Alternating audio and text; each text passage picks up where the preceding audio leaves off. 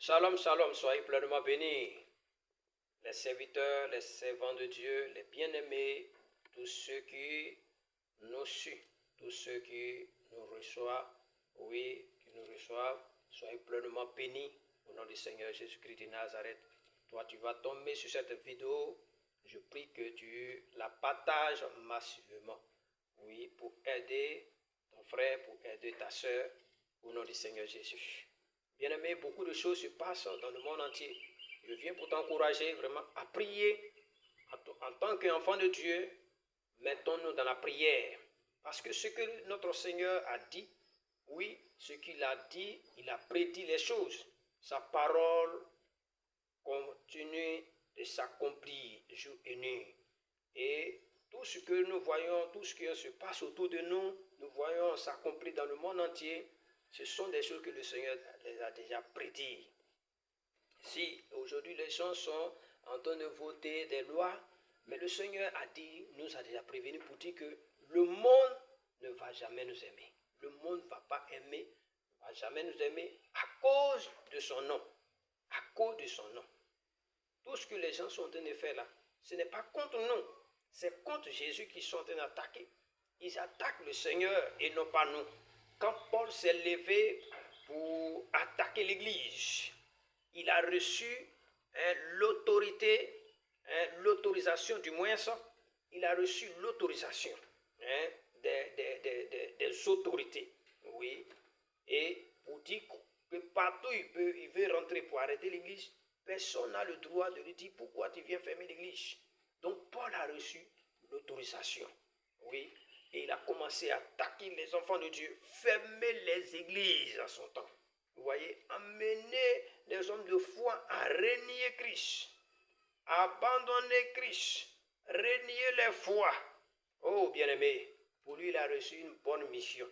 Pour lui, il est en train de servir Dieu comme ça. En le faisant ainsi, Dieu va se révéler à lui.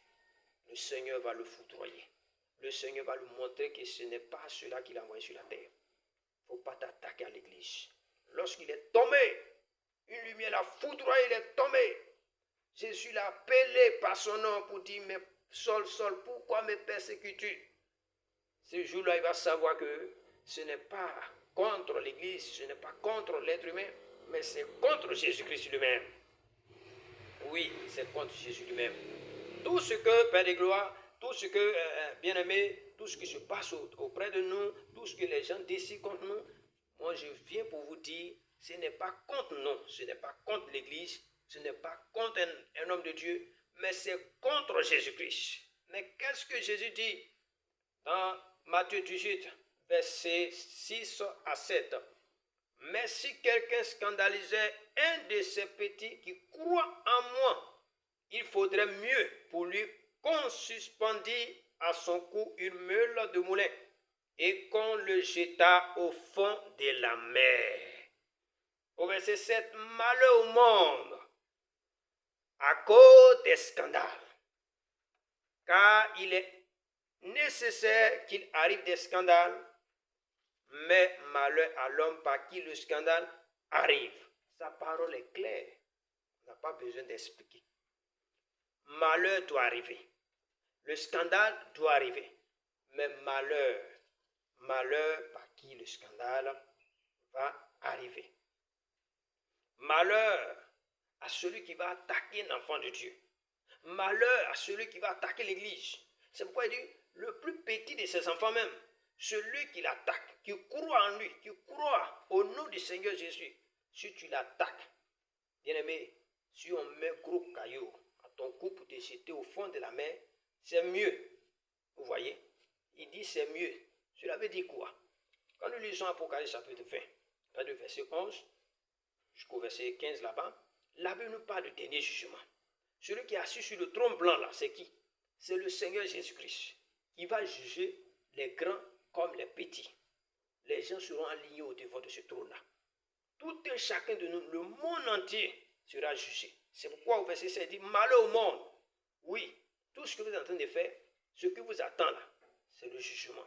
Jésus va vous juger. C'est pourquoi il dit malheur. Ce n'est pas sur la terre ici.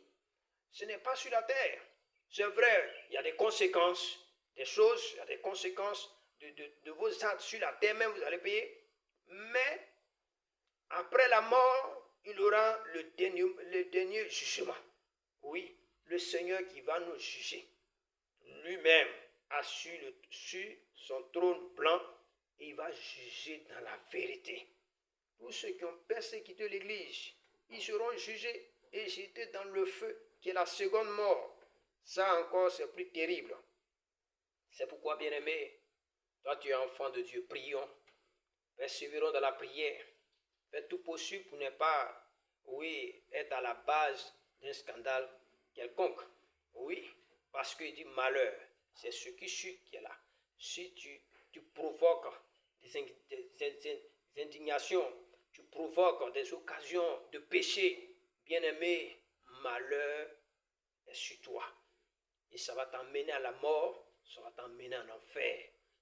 Il faut croire au Seigneur Jésus pour abandonner tout ce qui n'est pas la gloire du Seigneur. Ces choses doivent arriver.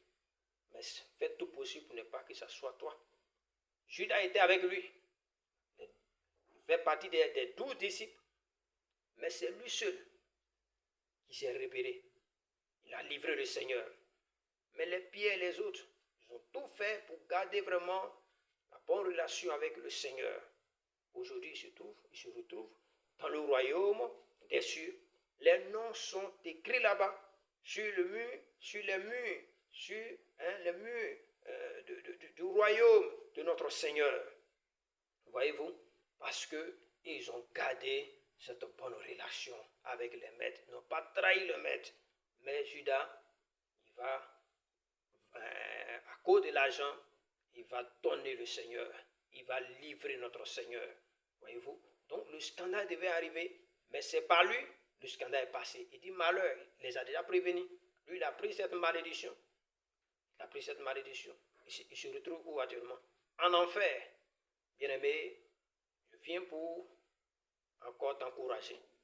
Parce que 1 Corinthiens 10, 32 dit, ne soyez en scandale ni aux Grecs, ni aux Juifs, ni à l'église de Dieu. Vous voyez? Ce sont les trois choses qu'il a citées là. Ce sont ses enfants, l'image de ses enfants. Les Grecs, ce sont des enfants de Dieu. Les Juifs, ce sont des enfants de Dieu qui ont connu la vérité, qui ont la parole. L'Église, ce sont des enfants de Dieu. L'Église, c'est nous qui prêchons la parole. Vous voyez? Donc, il ne faut pas les attaquer. C'est ce qu'il est en train de dire. Malheur doit arriver. Le scandale doit arriver du moins.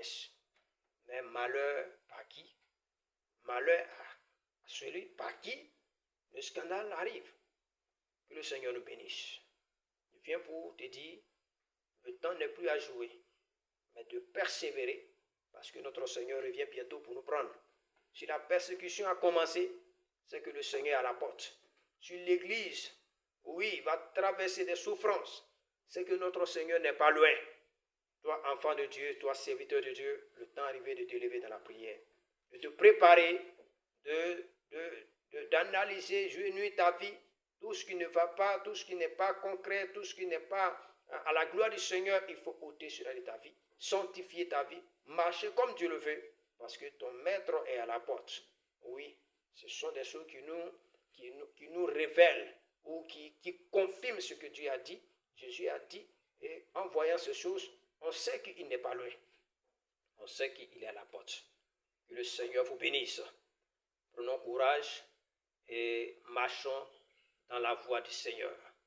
Soyez pleinement bénis au nom du Seigneur Jésus.